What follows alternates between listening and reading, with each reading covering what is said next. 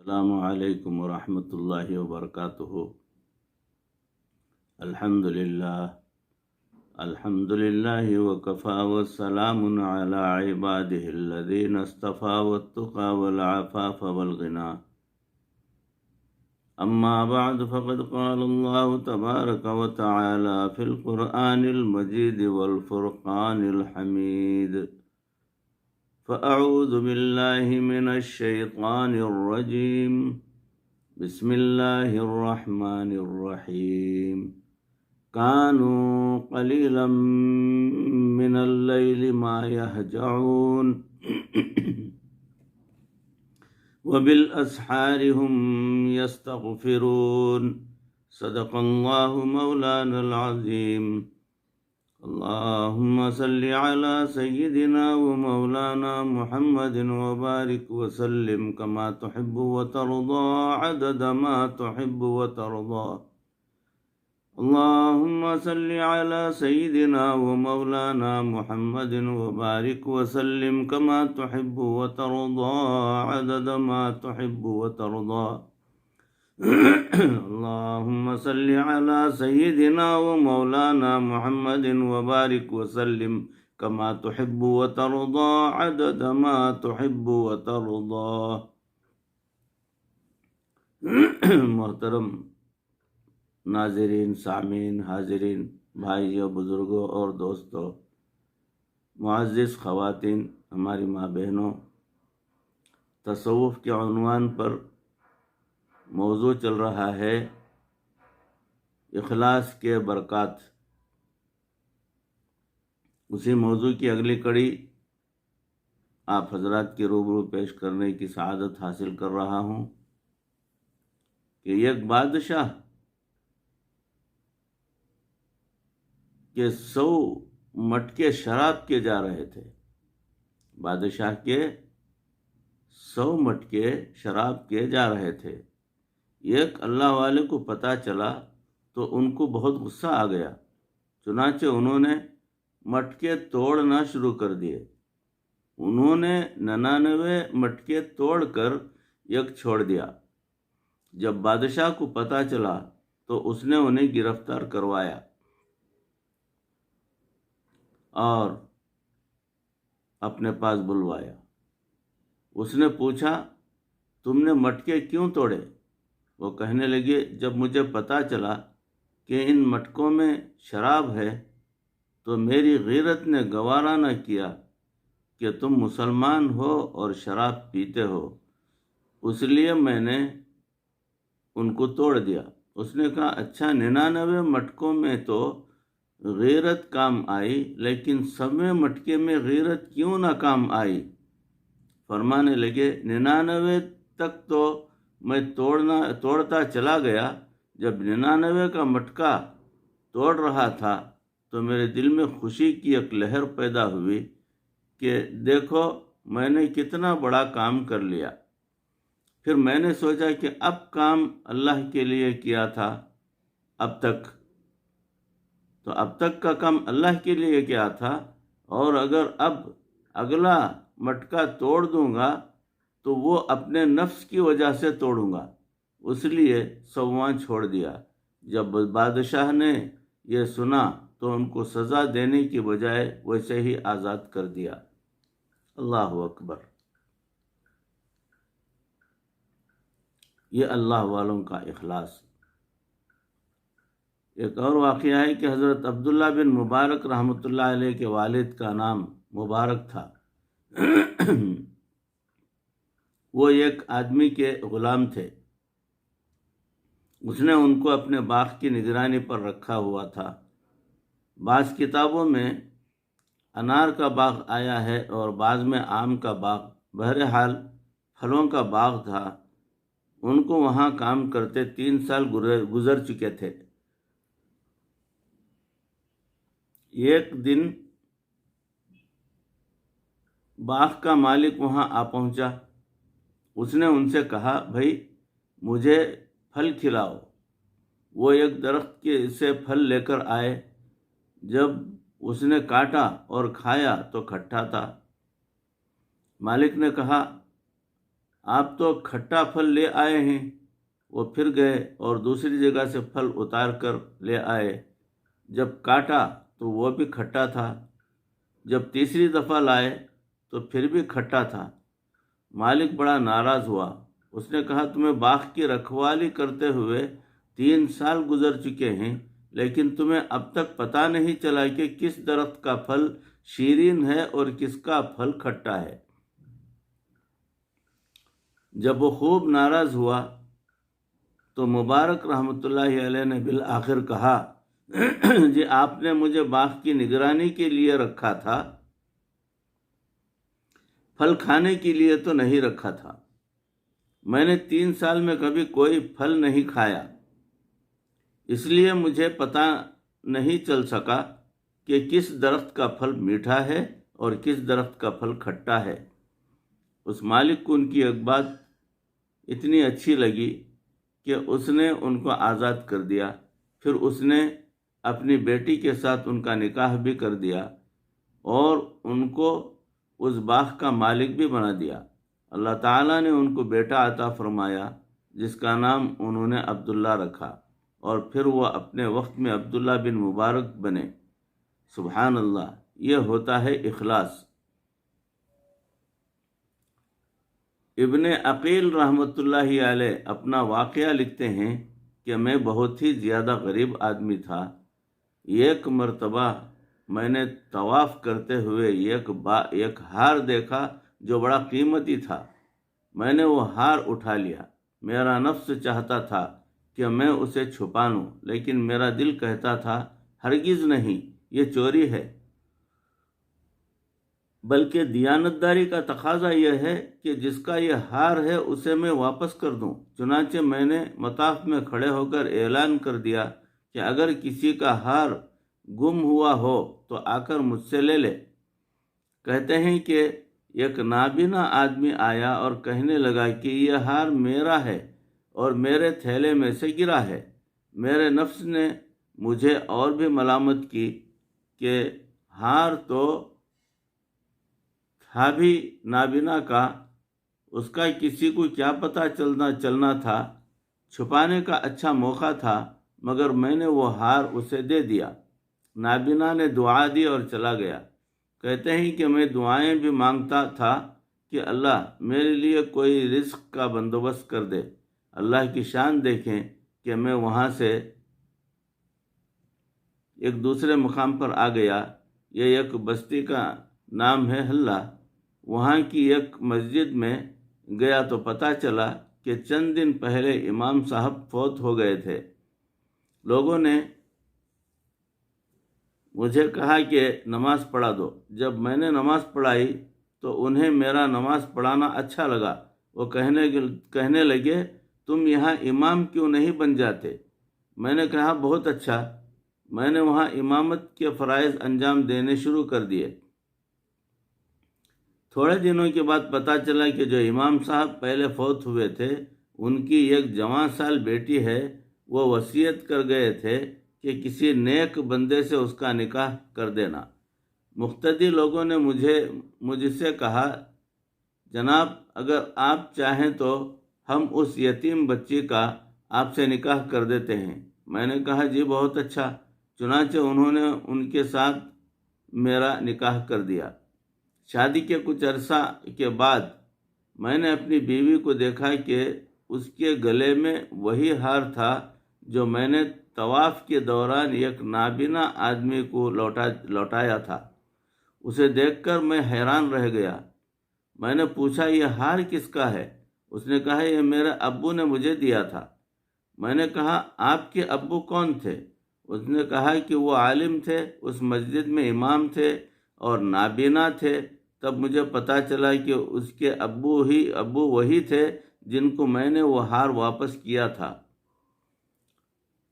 میں نے اس کو بتایا کہ یہ ہار تو میں نے ان کو اٹھا کر دیا تھا۔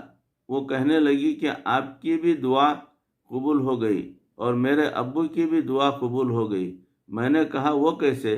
اس نے کہا کہ آپ کی دعا تو اس طرح قبول ہوئی کہ اللہ تعالیٰ نے آپ کو گھر بھی دیا، گھر والی بھی دی اور رزق بھی دیا، اور میرے ابو کی دعا اس طرح قبول ہوئی کہ جب وہ ہار لے کر واپس آئے تو وہ دعا مانگتے تھے کہ اے اللہ، ایک امین امانت دار شخص نے میرا ہار مجھے لوٹایا ہے، اے اللہ ایسا ہی امین شخص میری بیٹی کے لیے خاوند کے طور پر عطا فرما دے۔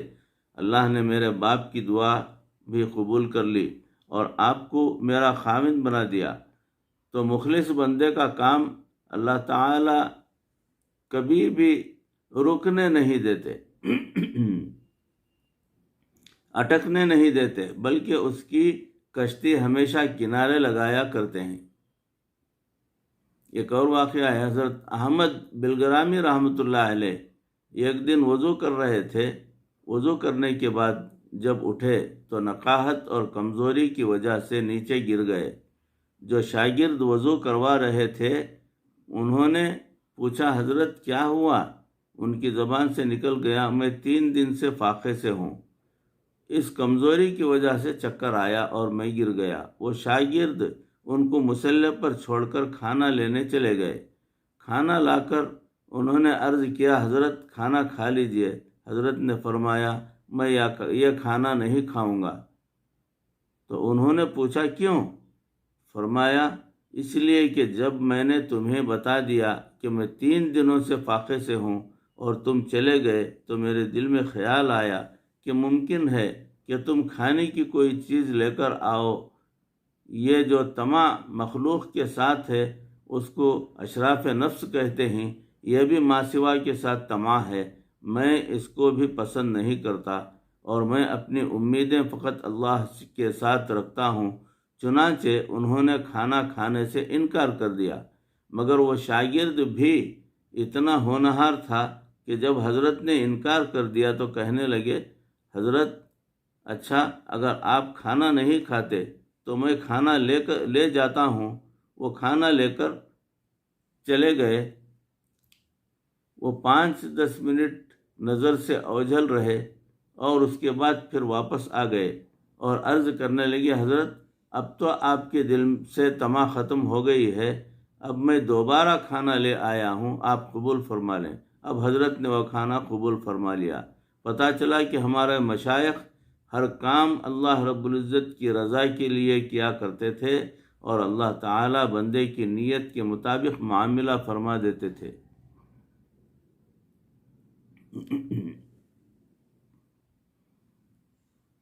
ایک اور واقعہ ہے، طولون نامی ایک حاکم گزرا ہے۔ وہ دیندار مزاج کا آدمی تھا۔ اس وقت کے حاکم دنیا دار ہونے کے باوجود دیندار بھی ہوا کرتے تھے۔ اس حاکم نے ایک مرتبہ ایک بچے کو لاوارث پڑا دیکھا تو وہ سمجھ گیا کہ اس کی ماں نے اس کو جنا اور اسے یہاں چھوڑ دیا۔ چنانچہ اس حاکم نے بچے کو اٹھا لیا۔ اس نے اس بچے کا نام احمد رکھا، لیکن وقت کے ساتھ ساتھ وہ احمد یتیم کے نام سے مشہور ہو گیا۔ اب اس نے احمد یتیم کو بیٹوں کی سی محبت دی، اس کی اچھی تربیت کی اور پھر اس کو اپنا خاص مصاحب بنا دیا۔ احمد یتیم بھی بڑا دیانتدار، نیکوکار اور پرہیزگار نوجوان بنا۔ ارد گرد کے لوگ احمد یتیم سے بڑا حسد کیا کرتے تھے۔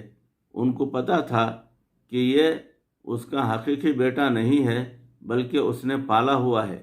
کچھ عرصے کے بعد طولون کی وفات ہونے لگی تو اس نے اپنے بیٹے ابو الجیش کو اپنا نائب بنایا اور پوری سلطنت اس کے حوالے کر دی اور یہ وصیت کی کہ بیٹا، یہ احمد تیرا بھائی ہے، میں نے اس کی پرورش کی ہے، تم بھی ساری عمر اس کا خیال رکھنا۔ اس کے بعد وہ فوت ہو گیا۔ چنانچہ جب ابو الجیش نے کنٹرول سنبھالا تو اس نے بھی احمد یتیم کے ساتھ اچھا تعلق رکھا۔ ایک مرتبہ ابو الجیش کو کسی چیز کی ضرورت پڑی۔ اس نے احمد یتیم کو بلایا اور کہا کہ یہ چابی لیں اور فلاں راستے سے آپ میرے کمرے میں چلے جائیں اور یہ چیز اٹھا کر لے آئیں۔ اس نے دن میں وہ راستہ کھولا اور کمرے میں چلا گیا۔ وہ جیسے ہی اس کمرے میں داخل ہوا تو اس نے دیکھا کہ ابو الجیش کی ایک باندی جو بڑی خوبصورت تھی اور ابو الجیش اس کے ساتھ بڑی محبت کرتا تھا، وہ اس وقت اس کمرے میں کسی خادم کے ساتھ زنا کی مرتکب ہو رہی تھی۔ اس باندی کی توقع ہی نہیں تھی کہ دن کے وقت بھی مرد کمرے میں واپس آ سکتا ہے۔ جیسے ہی اس نے دروازہ کھولا اور یہ معاملہ دیکھا تو وہ مرد بھاگ گیا اور عورت احمد یتیم کو اپنے چکر میں پھنسانے لگی اور اس کی منت سماجت کرنے لگی کہ تم بھی میرے ساتھ وہی کرو جو وہ کر رہا تھا، لیکن اس کے دل میں نیکی تھی، لہٰذا اس نے کہا ہرگز نہیں۔ قال معاذ اللہ انہ ربی احسن مثوائی۔ سبحان اللہ، نیک لوگوں کا یہی دستور رہا ہے۔ چنانچہ احمد یتیم اس بدکار عورت کے چنگل سے نکل گئے اور وہ چیز اٹھا کر اس کمرے سے واپس آ گئے۔ اب اس باندی کے دل میں یہ بات کھٹک گئی کہ اگر یہ جا کر میری شکایت بادشاہ کے سامنے سنائے گا تو مجھے قتل کر دیا جائے گا، لیکن انہوں نے اس کا پردہ رکھا اور آ کر وہ چیز ابو الجیش کو دے دی اور بات گول کر دی۔ ابو الجیش نے انہی دنوں میں ایک اور نکاح کر لیا اور دوسرا نکاح کرنے کی وجہ سے پہلی بیوی کے پاس وقت گزارنے میں ذرا کمی آنے لگی، چونکہ وہ دل میں سوچتی تھی کہ اس کا کوئی نہ کوئی رد عمل ہونا ہے۔ اس لیے اس کے دل میں یہ بات کھٹک گئی کہ احمد یتیم نے میرے خاوند کو سب کچھ بتا دیا ہے، جس کی وجہ سے میرے خاوند کی توجہ مجھ سے ہٹ گئی ہے۔ عورت کے دل میں جب حسد آ جائے تو پھر کیا مکاریاں کر گزرتی ہے۔ چنانچہ اس نے سوچا کہ میں کسی طرح احمد یتیم کو راستے سے ہٹاؤں گی۔ ایک دن ابو الجیش اس سے ملنے کے لیے آیا۔ جب اس نے دیکھا کہ میاں بڑی محبت کی نظر سے دیکھ رہا ہے اور پیار دے رہا ہے تو اس وقت وہ رونے لگ گئی۔ اس نے کہا تم رو کیوں رہی ہو؟ وہ کہنے لگی میں کیا بتاؤں، ایک دن احمد یتیم ہمارے کمرے میں آیا تھا، اس نے میرے ساتھ بدکاری کی کوشش کی اور میں نے بڑی مشکل سے اپنے آپ کو اس کے چنگل سے بچایا تھا۔ جب ابو الجیش نے یہ سنا تو اسے یاد آیا کہ ہاں میں نے ایک مرتبہ دن کے وقت احمد یتیم کو چابی دے کر بھیجا تھا، اس وقت اس نے میرے حرم کے ساتھ خیانت کرنے کی کوشش کی ہوگی۔ یہ سوچ کر اس کی آنکھوں میں خون اتر آیا کہ یہ اتنا خائن شخص ہے۔ اس نے اسی وقت نیت کر لی کہ میں احمد یتیم کو قتل کروا دیتا ہوں۔ چنانچہ جب وہ دربار میں آیا تو اس نے اپنے خاص بندے کو بلایا اور اسے کہا کہ میں ایک آدمی کو برتن دے کر آپ کی طرف بھیجوں گا اور وہ آپ کو میرا یہ پیغام دے گا کہ اس برتن کو کستوری سے بھر دو۔ آپ یہ کام کرنا کہ وہ برتن جو بندہ لے کر آپ کے پاس آئے گا، آپ اس کو قتل کر کے اس کا سر اس برتن میں ڈال کر میرے پاس لے آنا۔ پھر اس نے احمد یتیم کو بلوایا اور اس سے باتیں کرنا شروع کر دیں۔ جب اس کا غصہ ٹھنڈا نہ ہوا تو اس نے احمد یتیم کو وہ برتن دیا اور کہنے لگا کہ آپ فلاں بندے کے پاس جائیں اور اسے کہیں کہ وہ اس کو کستوری سے بھر کر لائے۔ احمد یتیم کو تو کچھ پتہ نہیں تھا، یہ برتن لے کر کچھ آگے گیا تھا کہ راستے میں اسی آدمی سے ملاقات ہو گئی جس نے باندی کے ساتھ زنا کا ارتکاب کیا تھا۔ اس نے احمد یتیم سے وہ برتن لے لیا کہ یہ کام میں کر دیتا ہوں۔ چنانچہ جب وہ آدمی اس خاص بندے کے پاس گیا تو اس نے اسے فوراً قتل کر دیا اور اس کا سر برتن میں ڈال کر ابو الجیش کے پاس بھجوا دیا۔ جب ابو الجیش کے سامنے احمد یتیم کے بجائے دوسرے آدمی کا سر لایا گیا تو وہ بڑا حیران ہوا۔ ابو الجیش نے احمد یتیم کو زندہ حالت میں دیکھا تو بڑا حیران ہوا کہ میں نے تو کچھ اور پلاننگ کی تھی، یہ کیا ہوا؟ احمد یتیم بھی بڑے حیران تھے کہ اس میں کستوری کی بجائے اسی خادم کا سر تھا۔ اس وقت ابو الجیش نے کہا کہ میں نے تو تمہیں مروانے کے لیے یہ کام کیا تھا۔ اب احمد یتیم کو واضح ہوا کہ اس باندی کے کہنے پر ابو الجیش نے میرے خلاف یہ سب کچھ کیا ہے۔ چنانچہ اب احمد یتیم نے اس کو پوری کہانی سنائی کہ جب میں نے آپ کی بیوی کی پردہ پوشی کی تھی، مگر اس بدکار عورت نے مجھے راستے سے ہٹانے کے لیے آپ کو میرے خلاف کر دیا، اور قدرتاً وہی بندہ مرا جو اس کا زیادہ چاہنے والا تھا۔ جب ابو الجیش کو پتہ چلا تو اس نے باندی کو گرفتار کروا لیا۔ جب اس نے پوچھا تو اس نے اپنے گناہ کا اقرار کر لیا۔ ابو الجیش نے اس باندی کو بھی قتل کروا دیا۔ اب ابو الجیش کی نظر میں احمد یتیم کی قدر و منزلت اور بڑھ گئی، اور اس نے وصیت کی کہ میرے بعد ان کو بادشاہ بنایا جائے۔ اللہ اکبر! تو دیکھیے کہ جس کے اندر اخلاص تھا، اللہ رب العزت نے اس کو بچا لیا، اور بدکردار اور خائن لوگ اپنے انجام کو پہنچ گئے۔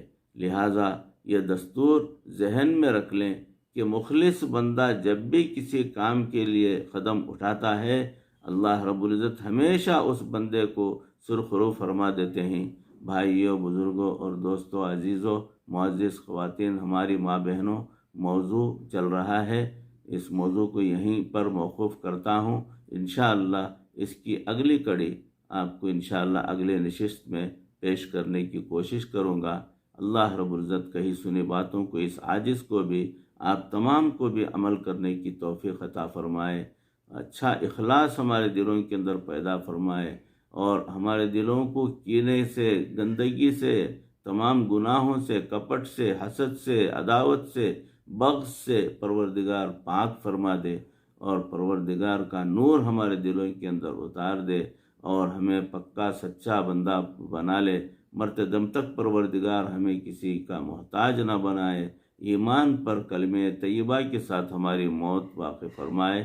وآخر دعوانا ان الحمد للہ رب العالمین۔ السلام علیکم ورحمۃ اللہ وبرکاتہ۔